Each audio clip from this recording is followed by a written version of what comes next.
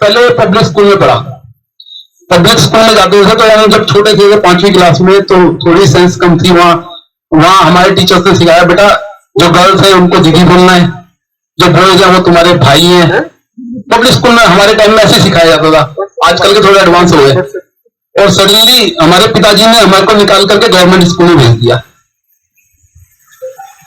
अब देखो ट्रांसफॉर्मेशन देखो क्या होता है। गवर्नमेंट स्कूल में जब जाते हैं वहां ट्रांसफॉर्मेशन देखो क्या होगा। हम गवर्नमेंट स्कूल में पहुंचे।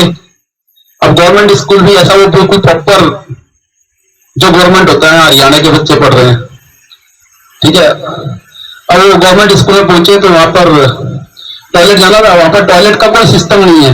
पब्लिक स्कूल में बड़ा सिस्टम है, सिस्टम इन प्लेस है, वहां कोई सिस्टम नहीं है टॉयलेट का। अब वहां टॉयलेट पहुंचे तो वो एक छोटा सा कंपार्टमेंट टॉयलेट के नाम पे। हम पहुंचे टॉयलेट के अंदर, टॉयलेट में पहुंचे, टॉयलेट खड़े हुए टॉयलेट करने के लिए, तो वहां नीचे लिखा था ऊपर देख। मैंने देखा ऊपर। फिर कह रहा साइड में देख, मैं देखा साइड में।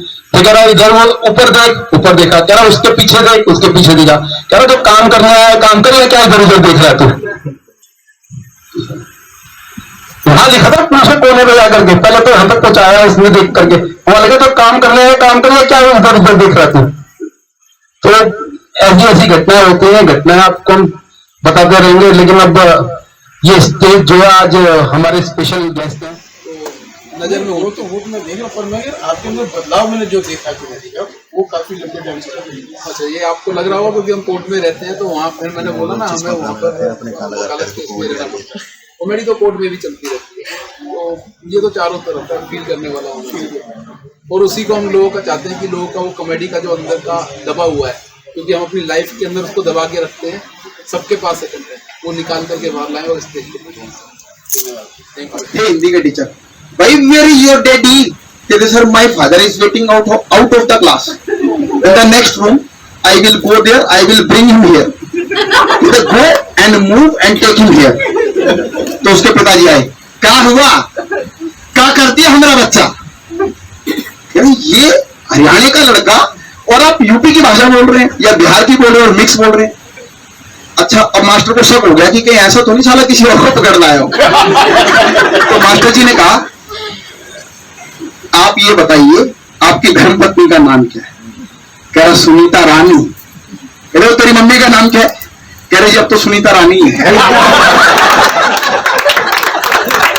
अच्छा, मैं रजिस्टर मंगाया खुला, अरे धनी राम का लड़का सुनीता रानी, इसका नाम तो सुलक्ष्मी देवी लिखा है। अच्छा सुलक्ष्मी देवी लिखा है, अरे तेरी मम्मी का नाम तो सुलक्ष्मी देवी है।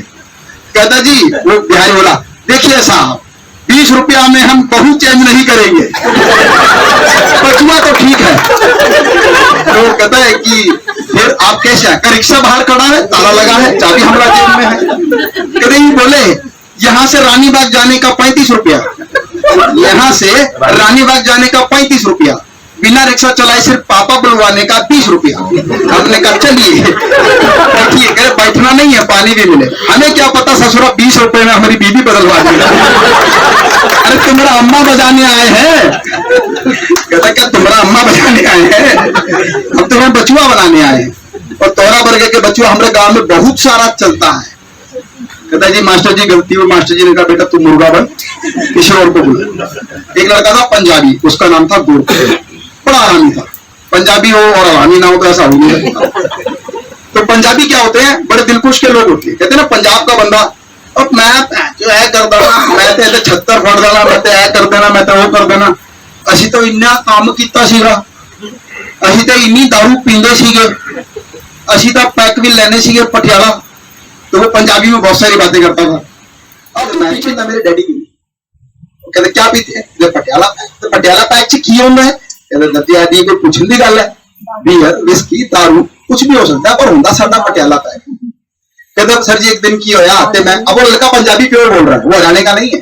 सर जी एक दिन की होया और मैं गया बाजार, तो बाजार ते मैं देखा कि इधर इस बाजार उत्ते कभी खाने की कोई चीज ही नहीं हैगी, दूर दूर तो कुछ नहीं है। टाइम हो रहा सी 1 बजे का, सानू लग रही सी भुख। मैं उधर देखा सब्जी वाला बैठा, वो कहता जी सब्जी तो सारी निपट गई हूं अपनी भाषा में। मैं की पे हूं, कहते मूली पई है, कहते सानू तो मूली दे दो वही खा लेंगे। अब जी मूली जड़ी चीज होंगी है ना, ਉਹਦਾ ਨਾ ਜ਼ਹਿਰ ਹੁੰਦਾ ਸੀ ਕਿ ਭਾਜੀ ਮੂਲੀ ਖਾ ਲਓ ਤੁਸੀਂ ਐਟਮ ਬੰਬ ਬਣ ਜਾਣੇ ਹੋ। ਤੇ ਭਾਜੀ ਉਹ ਕੀ ਭੁੱਖ ਲੱਗ ਰਹੀ ਸੀ ਜ਼ਿਆਦਾ ਤੇ ਮੈਂ ਇੱਕ ਮੂਲੀ ਲਿੱਤੀ ਖਾ ਲਿੱਤੀ ਉਹ ਤਾਂ ਹੋ ਗਿਆ ਨਾਸ਼ਤਾ। ਫਿਰ ਮੈਂ ਇੱਕ ਮੂਲੀ ਹੋਰ ਲਿੱਤੀ ਉਹ ਹੋ ਗਿਆ ਬ੍ਰੰਚ। ਨਾਤੇ ਹੋਇਆ ਉਹ ਲੰਚ ਤੇ ਨਾਤੇ ਹੋਇਆ ਉਹ ਬ੍ਰੇਕਫਾਸਟ ਹੋ ਗਿਆ ਬ੍ਰੰਚ। ਵਿੱਚ ਦੀ ਗੱਲ ਹੈ 11 ਵਜੇ ਦੀ ਟਾਈਮ ਹੋ ਰਿਹਾ ਸੀਗਾ 2 ਵਜੇ ਤੱਕ। ਮੈਂ ਇੱਕ ਮੂਲੀ ਖਾ ਲਿੱਤੀ ਤੇ ਇੱਕ ਮੂਲੀ ਦਾ ਰਸ ਪੀ ਲਿਆ ਤੇ ਇੱਕ ਮੂਲੀ ਘਟ ਕੇ ਗੜ ਗਿਆ। ਇੰਜ ਕਰਕੇ ਇੱਕ ਮੂਲੀ ਦਾ ਸਲਾਦ ਖਾ ਗਿਆ। ਇੱਕ ਮੂਲੀ ਕਰਕੇ ਮੈਂ आफ्टर लंच ਦੇ ਨਾਲ आइसक्रीम होती सी ना वो समझ के खा गया। इंज करके मैं 4-5 मूलियां खाता। मैं चला ही सीगा थोड़ा सा घबराहट है, पहली बार माइक पे चढ़े हैं।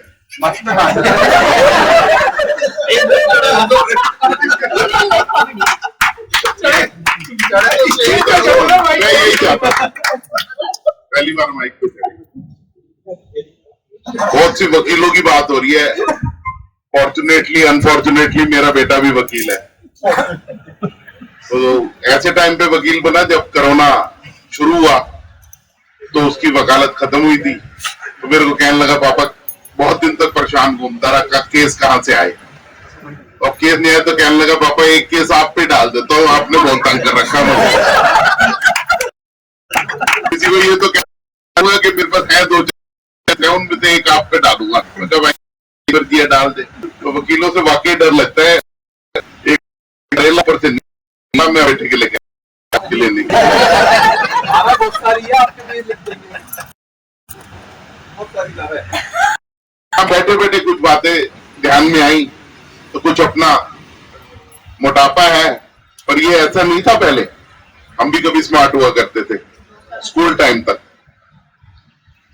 क्योंकि स्कूल टाइम में 8 पीरियड हुआ करते थे। सबसे पहली बात की हिंदी मीडियम में पढ़े। हमारी जो अंग्रेजी शुरू हुई वो 6ठी क्लास से शुरू हुई। उससे पहले हम हिंदी मीडियम में पढ़ा करते थे। तब तक तो कहानी ठीक थी, पर जैसे ही हम अंग्रेजी में पहुंच गए तो हमसे बड़ा नालायक कोई था नहीं। अंग्रेजी की घबराहट, और माता पिता ये चाहते थे कि भाई कुछ अंग्रेजी पढ़ ले तो कुछ बात बन जाए इसकी, बिना अंग्रेजी कुछ नहीं। पहुंच गए तो 8 में से चरण में तो मुर्गा बना करते थे और 2 हाथ ऊपर करके करते थे। तो शरीर बिल्कुल फिट था जी। मुर्गे से बड़ी मैं चैलेंज करता हूँ, जो बन पाए आज भी बन के देख लेना। ना आपको अनुलोम विलोम करने की जरूरत है, ना कपालभाति लगी थी। एक्सरसाइज कोई नहीं है भाई साहब। मैं अब नहीं बन सकता। शरीर का एक आधे अंग को छोड़ के कंप्लीट एक्सरसाइज है ऊपर से नीचे तक। मुर्गे के अंदर ऐसा वो है।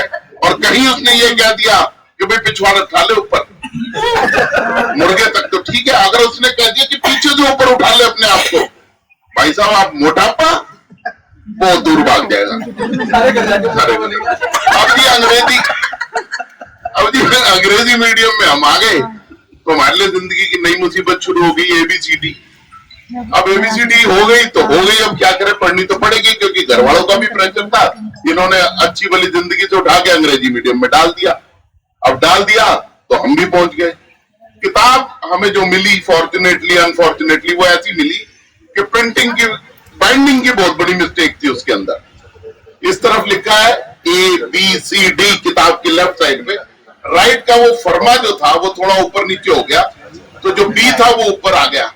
तो हमने पढ़ा जी A for boy, B for cat, C for dog, E for elephant. तो वही करता था। तो वहां तक पहुंची नहीं। कोई भी घर आता था तो पिताजी और माताजी बड़े रोक से कहा करते थे लोंडा अंग्रेजी मीडियम में जा रहा है। तो रिश्तेदार उस जमाने में मजे लिया करते थे। 60 साल हमारी उम्र होने वाली है कि अंग्रेजी मीडियम की सुना दो तो पहुंच गए। ध्यान हमारा बिस्कुट पे है। बिस्कुट बहुत बड़ी चीज हुआ करती थी। कैंपा लिम्का तो बड़ी रेयर चीज हुआ करती थी। आते ही माँ 20-30 रुपए जेब में डालती थी, जब भाग के जा ठंडा लिया बिस्कुट लिया। ये क्यों घर में नहीं मिला करती थी ये चीजें, ये तो उसी टाइम अरेंज किया करते थे। तो अब जी हमारा ध्यान बिस्कुट पे, और वो पूछ रहा बेटा सुनाओ ABCD। रिश्तेदार जो आया वो उसकी चॉइस रहती, सुनाओ ABCD। तो हम A for boy, B for cat, C for dog. वो कहता था भैया टावर साहब कहाँ पढ़ा रहे हो इसे। मिस्टेक सारी प्रिंटिंग की, हमारी पढ़ाई पे बात आ गई। अब पिताजी बड़े शर्मिंदा हुए। अच्छा ध्यान फिर भी बिस्कुट पे हमारा, कहाँ पढ़ते हो। तो जी हमारे पिताजी ने हमें, जब हम हिंदी मीडियम में पढ़ा करते थे तो सिखा रखा था बेटे तुमने ये बोलना है सेंट राव मावी, ये कौन सा स्कूल है भाई, बड़े सेंट सुने, ये सेंट राव मावी क्या है? तो बोलते जी सेंट राजकीय उत्तकर माध्यमिक विद्यालय, जिसके आगे सेंट लग गया वहां इज्जत है। यहां पहुंच गए। अब थी माँ बाप का इतना जिंदगी में दखल रहा कि भाई साहब पूछो मत, हमारा ब्याह हो गया। और ये सत्य बात है, इसमें कोई झूठ इतना सा भी नहीं है, प्रूफ दिया जा सकता है कि माँ बाप ने जो बोल दिया वो पत्थर की लकीर है, हिल नहीं सकते थे। आज छाड़ा आप अपने बेटे को कुछ बोल तो जो हमारी जनरेशन है, अगर आप सब सहमत हो तो एक ताली चाहूंगा कि माँ बाप से भी पिटते हैं और औलाद से भी पिटते हैं। हमारी निकलती है जो 50, 55, 60 वाले हैं, इनकी बड़ी मिट्टी खराब है। हमारे तक तो माँ बाप से डरा करते थे, औलाद को गुस्सा करते थे, या उल्टा हो लिया, माँ बाप से भी पिटे। मैं बीच में रहता हूँ, 3 मंजिल है जी, ऊपर बेटा रहता है, वकील है, करेला नींद चढ़ा, नीचे माँ बाप रहते हैं, रिटायर्ड इंजीनियर, और माँ दिल्ली एडमिनिस्ट्रेशन की टीचर, 82 साल की उम्र में भी डंडा उठा लेती है, पिटना पड़ता है क्या। कहीं जाओ, किसी जगह जाओ, मरने पे जीने में तो एक ही बात कहते हैं, जीने की नहीं माँ बाप की सेवा, वहां तीर्थ व्रत किया ना किया। मैंने चलो इसकी भी सुन लो, रोज 2 जूते नीचे से काम है, ऊपर वाला तो मानता ही नहीं। अब माँ बाप, शादी होगी जी, शादी का बड़ा शौक हुआ करता हमारे टाइम पे। आज की डेट में शादी से पहले सब कुछ हो जाता है, बच्चों को कोई वो परवाह नहीं है, किसी चीज की भी कोई टेंशन नहीं है। पूछो बेटे 28 साल का हो लिया, ब्याह कर ले, क्या क्या हो जाता है, 1-2 तो बता दो। बता, अब समझदार आ फैमिली शो है। तो बच्चे को ये पूछो कि बेटे शादी कर ले, अब बहुत तेरी उम्र होगी, पापा अभी मैं सेटल कहाँ हुआ हूं।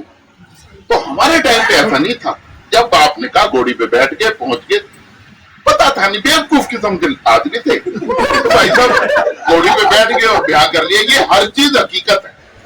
ब्याह कर लिया तो घर आए, अपना समझ कुछ ज्यादा थी नहीं, तो शुरू हो गए हम। 9 महीने 3 दिन में मेरा ये वकील बेटा पैदा हो गया। 9 महीने 3 दिन में। उसके 4, 5, 6 महीने बाद मेरी वाइफ फिर प्रेग्नेंट हो गई। वो अबॉर्ट कराया उसने। माता पिता बड़े दुखी कि ये तो सारे का बेवकूफ सा था, पर इस काम में पड़ते ही निकला। अब जी 6 महीने और बीते, फिर वाइफ प्रेग्नेंट हो गई और मेरी बिटिया हो गई।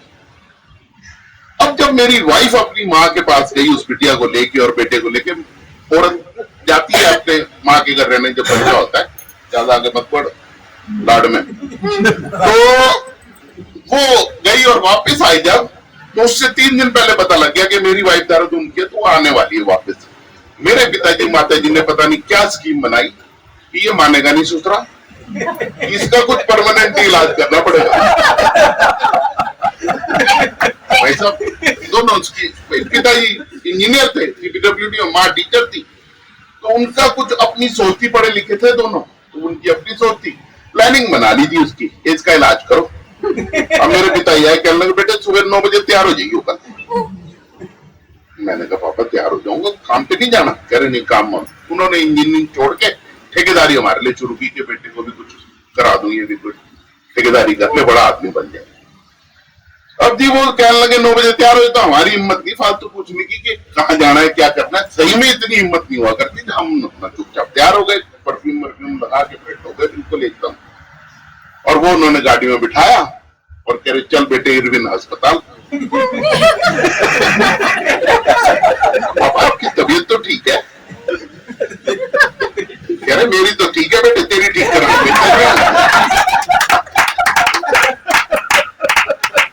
हालत मेरी, कल मुझे नहीं पता कि वो 3 दिन बाद आ रही है, वो फोन पहले आ गया उसकी माँ का कि अब भेजेंगे, 3 दिन में भेजेंगे। अब बड़ी वहां पहुंच गए, अपना गाड़ी वाड़ी पार्क की, तो कहने लगे किसी के पास, मेरे साथ बात नहीं की, मेरे सामने बात नहीं की, चपरासी को पूछने लगे, कुछ बोले ऐसे कर। कहने लगे जी वहां चले जाओ, दान से ऊपर। वहां गए तो 2-4 दिल्ली एडमिनिस्ट्रेशन के बंदे बैठे थे, तो मैंने देखा बाहर से तो ऑपरेशन थिएटर था और जुगाड़, कुछ समझ नहीं आया मेरे। तो फिर मुझे बोल रहे अंदर जाके कि बेटे ऐसा है, तेरे ना नसबंदी करवा रहा हूं। मैं कहा पिताजी ऐसी क्या बात हो गई?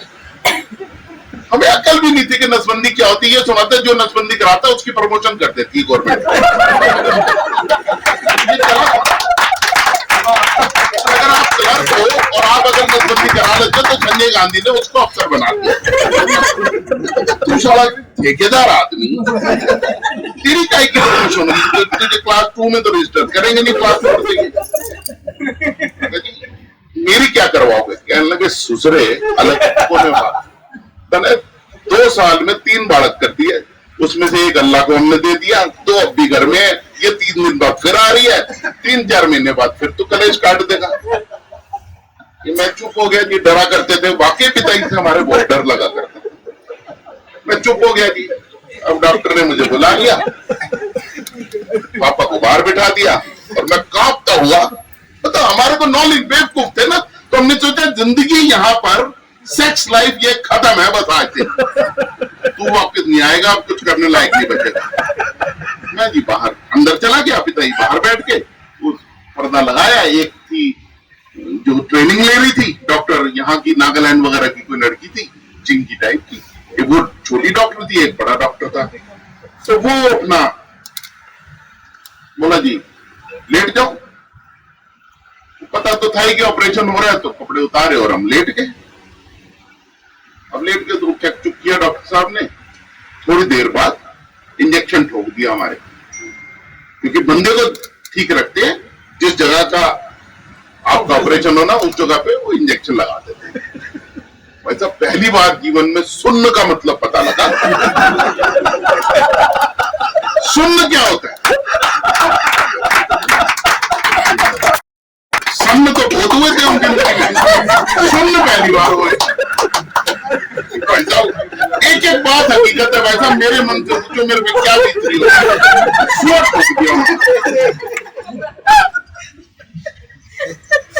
मामला सुन्न हो गया। जैसे कि कई बार गोली लगी, अगर आपने किसी पोस्टर में देखा होगा तो ऐसे छेद का हो जाता है और फिर तो आर पार मामला हो जाता है। मुझे होश था, मैंने इंजेक्शन सुन लगते ही भाई साहब, तो मैंने चेक किया कि ये हुआ क्या तेरे साथ। तो वो बोली don't afraid, everything is under control. मैं कहा मैडम मुझे तो लग रहा है आपने सारा ही मामला कंट्रोल कर दिया। मैं भाई ये अगुआ मुतुआ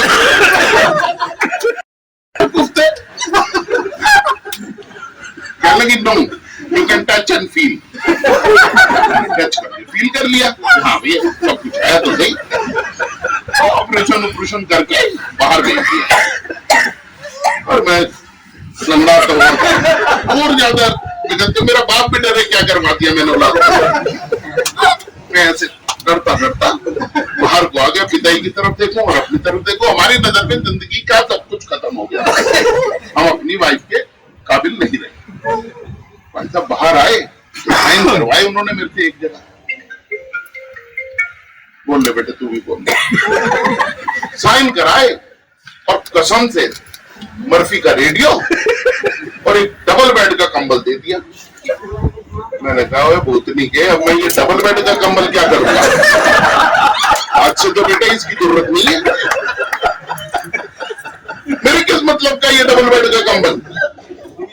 समझे मेरा मजाक उड़ा रहे, मुझे लगे ये मेरा मजाक उड़ा रहे, मैं तो लायक रहा ही नहीं। तो उसने मेरे पिताजी को साइड उठाया, मुझे ले गया, कह रहा बेटे तू घबरा गया, ऐसा कुछ नहीं है, 2-4 दिन की बात है, तोड़ दे धागा होम दे पागन मगा, डरे मत। तसल्ली हुई थोड़ी सी, आए और अपना बैठ गए गाड़ी में, गाड़ी भी चला के हमें आने पड़ी, क्लच और ये दबे ना थोड़ा एक्सीडेंट पे पैर पड़ गया तो छूटे ना। बापू कह रहा तुझे क्या हो गया? मैं कह तू करवा के आया ये उसी का नतीजा है, अब और तेज भागूंगा। ये होगी थी माता पिता से डरने की बात। पढ़ाई में हम पूरे सूरे थे। बापू ने एडमिशन करा दिया घर जनकपुरी में और एडमिशन करा दिया साकेत में, एक कॉलेज हुआ करता था अरविंदो कॉलेज, एडमिशन करा दिया।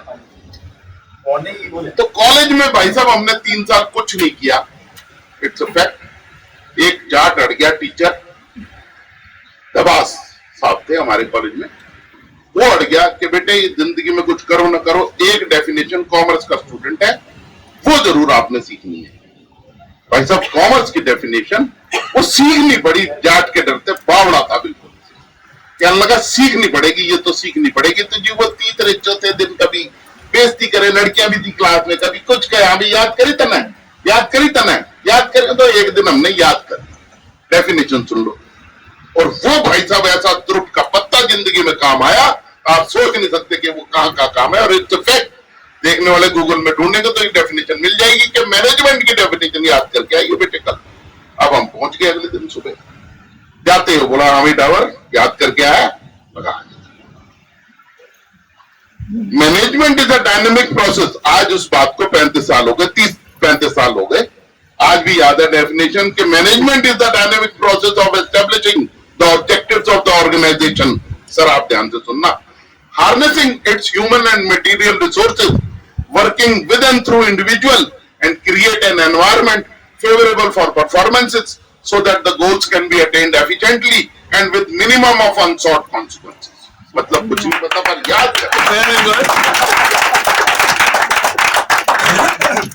यही एक डेफिनेशन से आज भी ग्रेजुएशन के 2 बच्चे मजाक उड़ाते हैं, बुड्ढे दे ले पापा, दे ले पेपर दे सकते हो, अभी भी गवर्नमेंट की स्कीम आई है, 2 paper eco second year eco third year आज भी रहता है। कॉमर्स का क्लियर था क्योंकि ये डेफिनेशन आती थी। इस डेफिनेशन को आप जिंदगी में कहीं भी लगा लो, आप पढ़े लिखे लगोगे, समझदार लोग। बताओ कहाँ लगाया जाए? शादी पे लगाओ। ये कहाँ लगवा रहे हो?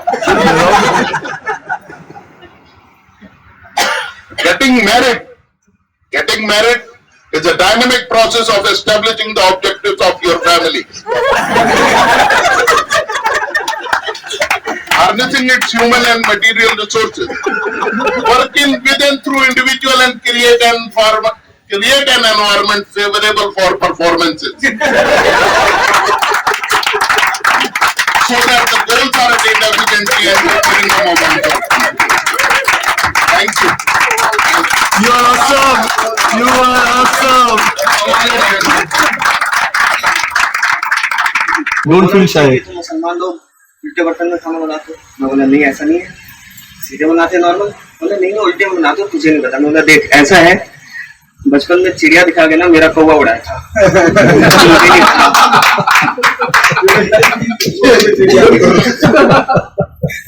सो कट तो चुका था। अच्छा कटने से आ रहे हैं मुझे पॉलिटिक्स। सो पॉलिटिक्स ना मुझे बिल्कुल इंटरेस्ट नहीं है, जरा सा भी नहीं, 0% इंटरेस्ट है। इसलिए मैं कांग्रेस पार्टी का ऑफिशियल पेज देख रहा था। सो कांग्रेस पार्टी का ऑफिशियल पेज देख रहा था तो मुझे ना सजेशन में एक पेज दिखा, राहुल गांधी फैन पेज। भाई इस बंदे के फैंस हैं और वो भी इतने डेस्परेट के फैन पेज चला रहे हैं। उसमें एक हीरोइक सी फोटो लगी हुई थी राहुल गांधी की और लिखा हुआ था, तुम अपनी जलन बरकरार रखो, मैं अपना जलवा बरकरार रखूंगा। कौन सा जलवा है? मतलब बीजेपी वालों को ना मतलब अपने ऑफिस में राहुल गांधी एक बड़ी सी फोटो लगानी चाहिए, कहने से ये बंदा नहीं होता तो हमारा क्या होता। बिहार से कौन कौन? आप भी बिहार से? लात मार के भगाना बस। मतलब हम जो मतलब दिल्ली वाले होते हैं, हम होते हैं ये फ्रेंड जोन, बिहार वाले होते हैं भैया जोन। और मुसीबत में फ्रेंड कंधा दे सकता है, भैया कुछ नहीं दे सकते। और बिहार में ना एक चीज होती है धरपकड़ गया, सर को पता होगी शायद। सो धरपकड़ गया क्या होता है?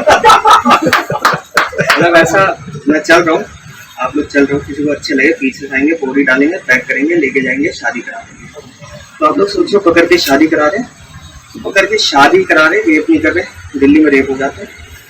और दूसरी चीज, जिस राज्य में बच्चे लोग कानून व्यवस्था वाला चैप्टर चीटिंग करके पास हो रहे हैं, वहाँ क्या ही कानून व्यवस्था होती है। और कानून व्यवस्था से आ गया, जो हमारे पापा लोग होते हैं, डैडी लोग, वो होते हैं घर के अंदर असली कानून व्यवस्था, उनके सामने किसी की आवाज नहीं निकलती है। वैसे मैं बायोलॉजिकल डैडी की बात कर रहा हूँ।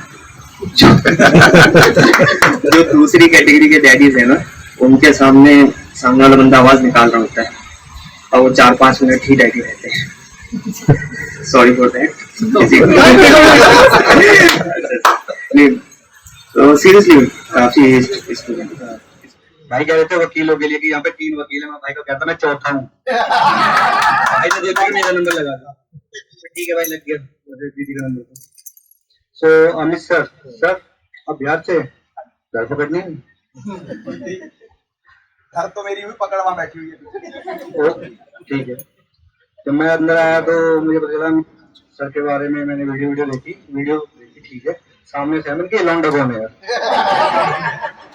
ये जवान सा लौंडा कौन है भाई बहुत। तो जैसे ही फैज भाई आए, फैज भाई से मतलब इंट्रोडक्शन हुआ, इन्होंने बोला भाई आपका नाम क्या, मैंने कहा पवन वाना, मैंने कहा भाई आपका नाम, कह रहा फैज, मैं डरा हुआ हूँ। भाई जब से आए डरे हुए। ठीक है। सो हम थोड़ा सा अपने घर के बारे में बताते हैं। तो बचपन में तो सबने मार खाई है, जो पहले ही है सबके साथ, लेकिन ऐसा होता है कि हमारे घर वाले हमारी गलतियों पर पर्दा डालते हैं। मेरे वाले रुमाल भी नहीं डालते,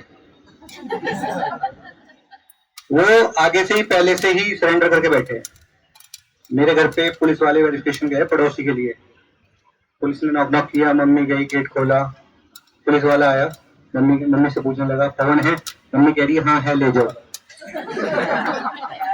मैंने कहा मम्मी सुन तो ले, क्या कह रही है, क्या बात है, कह रही है अब कुछ नहीं था सरेंडर कर दे। वो कह रहा, पुलिस वाला कहने लगा अरे बहन जी ऐसा नहीं है, वो कह तू खा के बैठा है इससे।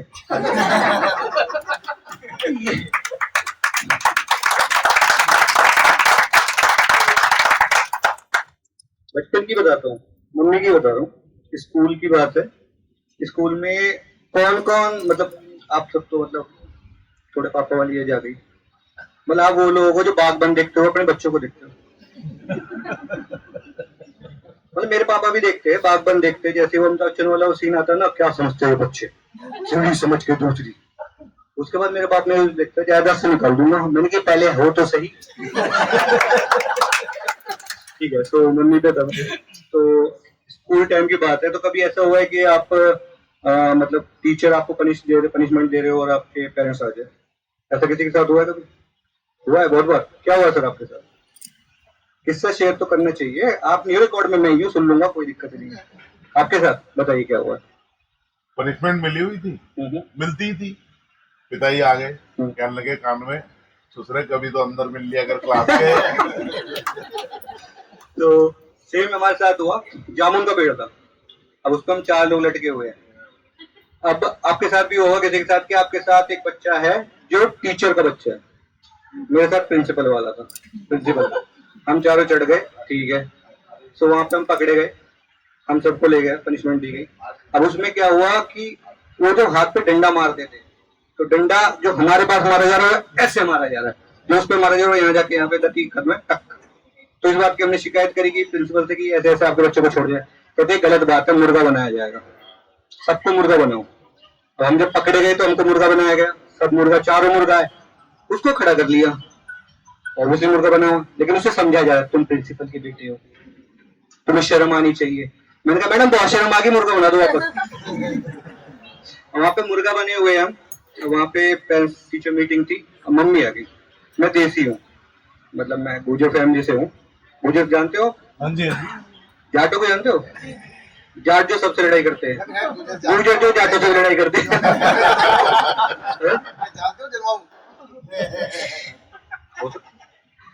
अच्छा कौन जन्मा है? तो अब वहां पे क्या होता है कि जैसे हम वहां पे मुर्गा बने हुए थे, ठीक है, अब वहां पे सबकी मम्मी आ रही है। अब किसी की मम्मी आई,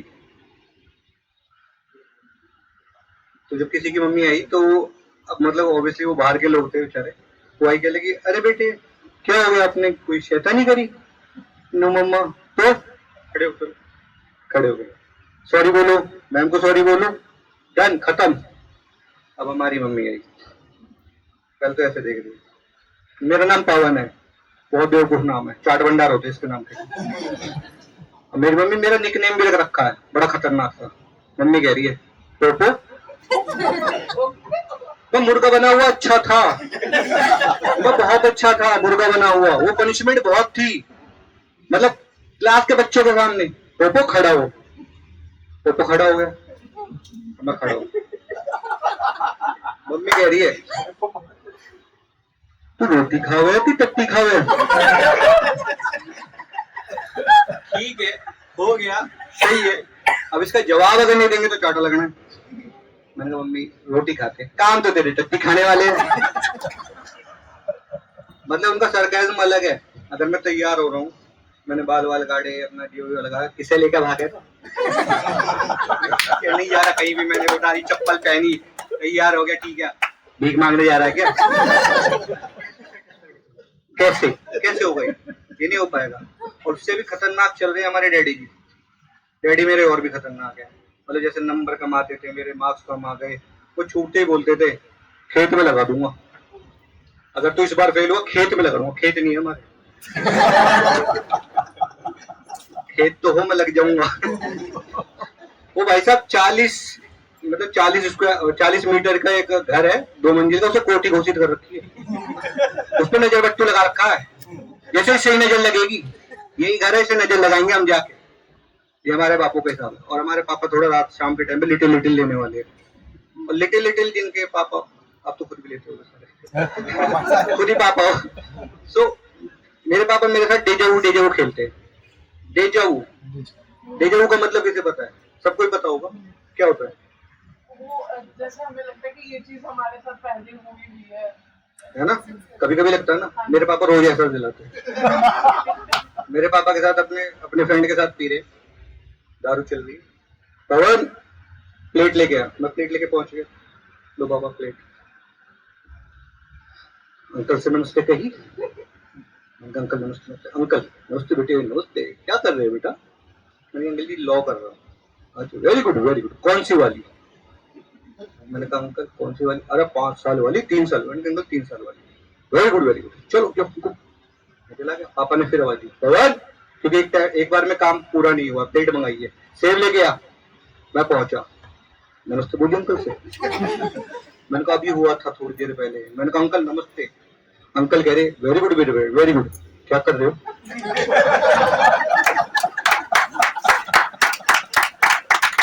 मैंने कहा अंकल मैं लॉ कर रहा हूँ। कौन सी वाली? मैंने कहा अंकल 3 साल वाली।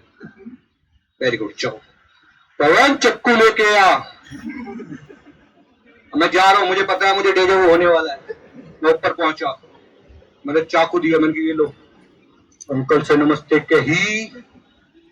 मैंने कहा अंकल नमस्ते। नमस्ते बेटा नमस्ते, क्या कर रहे हो? मैंने कहा मेरा बाप डेजावू में, तो इसका बंदा भी डेजावू में लॉस्ट है। तो ये तो हमारे पिताजी की है। और हमारी दादी, भगवान अच्छी जगह पहुंची हुई है, वो लेकिन बड़ी खतरनाक थी, बहुत खतरनाक थी। जैसे कि हमारी दादी का ऑपरेशन होने वाला था। अब ऑपरेशन थिएटर में ले जा रहे हैं, तो ले जाने से पहले ना गहने उतारते हैं। तो हमारी जो दादी थी पुराने जमाने की, हसली समझते हो गए, गले में हसली होती है, बड़े बड़े चांदी के होते हैं। तो वहां पे मैं ये इकलौता बंदा था। डॉक्टर ने पूछा किसे दे? यूं खड़ा या लौंडा याद हो? देखिए ठीक है। अब माँ जा रही है, मतलब माँ बोलते हैं अपनी दादी को, माँ जा रही है ऑपरेशन थिएटर पे। इतने में बुआ आ गई। वो कह रही रुक रुक रुक रुक रुक, या लौंडा पे सारे में ले ले। मैंने कहा बुढ़िया मरने से पहले भी वो देख रही है। गहने कहीं जाने दीजिए, मतलब गहनों पे ध्यान है। और जब वो अंदर गई है ऑपरेशन थिएटर में, बाहर कम से कम पूरी फैमिली थी, मतलब 20-25 लोग, बड़ा खानदान खड़ा है। डॉक्टर बड़ा हैरान, कह रहा यार क्या बात है, कितना प्यार करते हैं अपनी दादी से, इतना मतलब सारा घर बैठा है ये वो। डॉक्टर आया, कह रहा सब कुछ ठीक है, सब बढ़िया है। मेरे चाचा का लड़का कहता है ओ शिट। और जब वो बच गई, उसके बाद वो घर आती है। घर पे उनकी एक सहेली मिलने आई, तो वो बैठी हुई है, कह रही है तेरा बड़ा वाला लाला कहाँ कर है?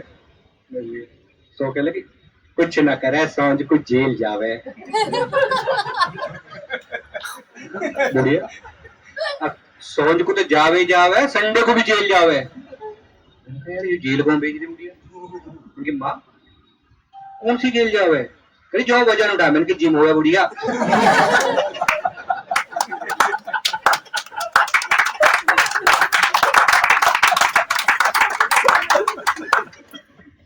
आधी राशि पढ़ लेते हो क्या? बिल्कुल। सो अरे सर आप तो बिहार से हैं। अच्छा मुझे ये समझ में नहीं आया, वो जो गाने बनते भोजपुरी में, इसमें गर्ल्स ऑब्सेशन ज्यादा है, क्या होता है? मतलब महिलाओं के प्रति आकर्षण, सम्मान। खतरनाक। मतलब मैंने एक गाना सुना, मैं अब तक नहीं समझा। तुम्हारा लहंगा उठा दो रिमोट से।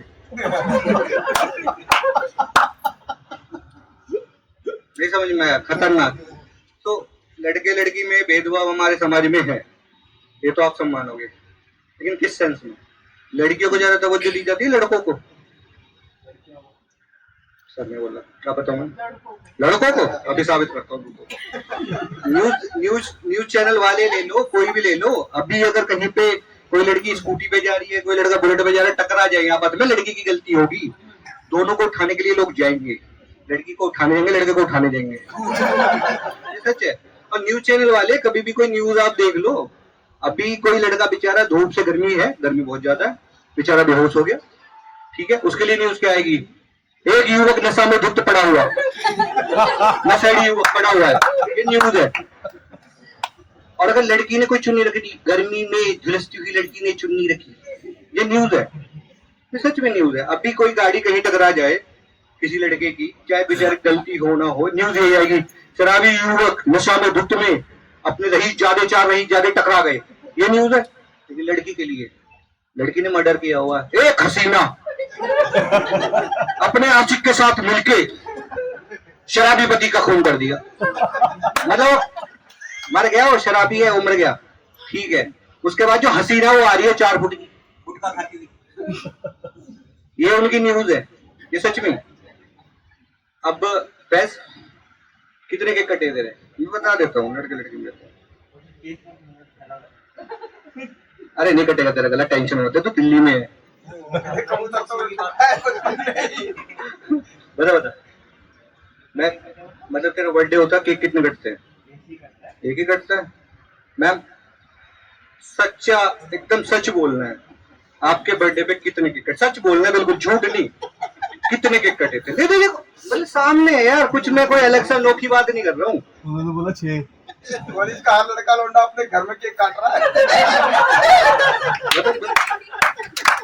लेकिन जो हिम्मत करके सामने काट गया वो खाने बैठा है। कोई दिक्कत नहीं है, पूछ रहा हूँ सब सामने। कितने केक? शादी के बाद एक। ये देख रहे हो, शादी के बाद, ये शादी के बाद, क्योंकि शादी के बाद जिसका कटा है ना वो एक ही काट सकता है। तो फिर भी बताइए मैम, शादी से पहले? नहीं, ऑलवेज एक।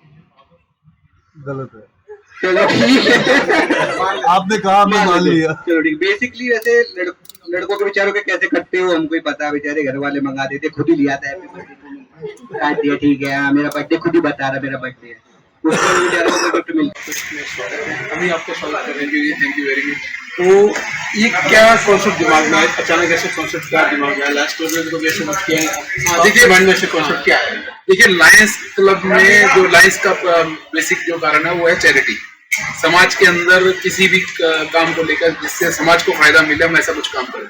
और आज के टाइम में हर पर्सन अपनी लाइफ के अंदर स्ट्रेस के अंदर किसी ना किसी कारण से, फैमिली के रीजन से, अपने प्रोफेशन के कारण से, अपने बिजनेस के कारण से, बच्चों की पढ़ाई को लेकर के, और हम इस स्ट्रेस को ही अपने साथ लेकर के चलते हैं। सुबह घर से निकलते हैं जब भी स्ट्रेस में होते हैं, घर जाते हैं जब भी स्ट्रेस में होते हैं, सोते हैं उस टाइम भी हम स्ट्रेस में होते हैं। तो दिमाग में एक चीज आई, क्यों ना हम कुछ ऐसा करें कि हम लोगों को थोड़ा सा उस स्ट्रेस से निकालें। तो उसी चीज को दिमाग में रखते हुए एक तरीके से एक चैरिटी प्रोग्राम हमने रखा है, जिसके अंदर स्टैंड अप कॉमेडी का प्रोग्राम करते हैं। डिफरेंट जो जिन लोगों को स्टेज नहीं मिल पा रहा है आज की डेट में स्टैंड अप कॉमेडी के लिए, उन लोगों को बुलाते हैं, उनको स्टेज प्रोवाइड करते हैं, उनको हम वेलकम करते हैं, और बिल्कुल फ्री ऑफ कॉस्ट प्रोग्राम होता है। जो ऑडियंस आती है उनसे भी कोई पैसा नहीं लेते हैं, और जो जितने भी लोग यहाँ पर परफॉर्म करते हैं उनको भी उनको पैसा नहीं देते हैं, और पूरा का पूरा प्रोग्राम चैरिटी के पर्पज से ही चलाया जा रहा है। लॉयंस क्लब दिल्ली एक्टिव की तरफ जो भी हम यहाँ पर प्रोग्राम की बात करते हैं, क्लब की तरफ से किसी से कोई किसी तरीके का चार्ज नहीं है। और इसका जो पर्पज है, सोल पर्पज चैरिटी है। चैरिटी लोगों के मन में, लोगों के दिमाग में, लोगों के घरों में। तो आपको भी दिलचस्प जो है कॉमेडी में इंटरेस्ट में देख रहा हूँ कि काफी आया और काफी चेंजेस भी आए हैं। कॉमेडी तो हमारे चारों तरफ है, मेरे को तो आपको भी देख करके हंसी आ रही है। तो कॉमेडी में क्या है? कॉमेडी तो हर तरफ है। अब आप बोलोगे कॉमेडी तो देखने वाला चाहिए। रोड पे चलते हुए सर, एक तो पहले आप अपना परिचय देंगे, और दूसरा कि मैं Lalit Goyal, chairman Shri Ram institute of professional and vocational studies Rohini, और मैं क्लब का सदस्य हूं, और लायंस क्लब दिल्ली एक्टिव कुछ इस तरह के प्रोग्राम्स करता है जिसमें सोशल एक्टिविटी इन्वॉल्व होती है, कुछ फैमिली एक्टिविटीज इन्वॉल्व होती है। ये एक programme Lions Club Delhi active के थ्रू किया जा रहा है, जिसमें comedy stand up comedies programme है।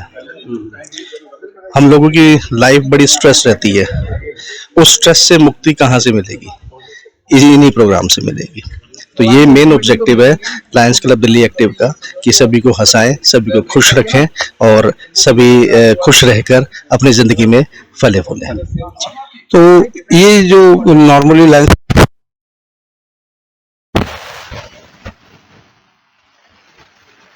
पेज करते हैं। हाँ सर, ये जो आपका कार्यक्रम का कार्यक्रम उसके लिए बहुत बहुत बधाई आपको बहुत। और आपकी भिन्न भिन्न भाषाओं की जो कॉमेडी सुनी वो भी एक काबिल तारीफ है। तो इसमें एक सवाल निकल के आता है कि आपने इतनी सारी जो सीखी और आपका नाम एक मोटिवेटर स्पीकर भी है, तो इसका कॉम्बिनेशन कैसे? देखिए ना, लाइफ में अगर आप ऑब्जर्वेशन अच्छी करते हैं तो आप कहीं भी किसी भी स्थान पर किसी चीज़ को कैच कर सकते हैं। और बचपन से ही मुझे लगता था कि हम लोग मतलब कुछ नहीं है तो हम कुछ बनना चाहते हैं, और आप जैसा बनना चाहते हैं वैसे परिवेश में होते हैं, तो चीज़ों को सीखना और समझने का बड़ा इंटरेस्ट पैदा होता है। और खासकर भाषाएं और दूसरे लोगों की नकल उतारना, मतलब मैं मजाक के रूप में नहीं कह रहा हूँ, एक एंटरटेनमेंट के रूप में कह रहा हूँ, मुझे बचपन से अच्छा लगता है। ठीक है, अब बात रही कि देखिए जीवन लगभग सभी लोगों का आज का जो समय है ना वो बहुत ज़्यादा संघर्ष में फंसा हुआ है, क्योंकि बड़े बड़े संघर्ष हैं। किसी को अपने जीवन यापन के लिए संघर्ष है, एजुकेशन के लिए संघर्ष है, सक्सेस के लिए संघर्ष है। उस संघर्ष के इस दौर में लोग ना हंसना भूल गए हैं। और जब इस तरह के लायंस क्लब प्लेटफॉर्म के माध्यम से योगेश जी, सुनील जी और हमारे विकास नागवान जी और सारी टीम के सभी लोगों के साथ जब हम इस तरह के कार्यक्रम करते हैं तो लोगों के मन में ना एक ऐसी ऊर्जा देखते हैं कि वो खुशी से भर जाते हैं, उनको बड़ा स्ट्रेस रिलीज होता है। और जब स्ट्रेस रिलीज होगा ना तो आप लाइफ में हर सक्सेस हासिल कर सकते हैं। मोटिवेशन एक बात है, लेकिन अगर कोई खुश होके जाता है तो वो दूसरी बात। तो इसीलिए हम इस तरह के प्रोग्राम्स ऑर्गेनाइज कर रहे हैं लायंस क्लब के पैनल पर।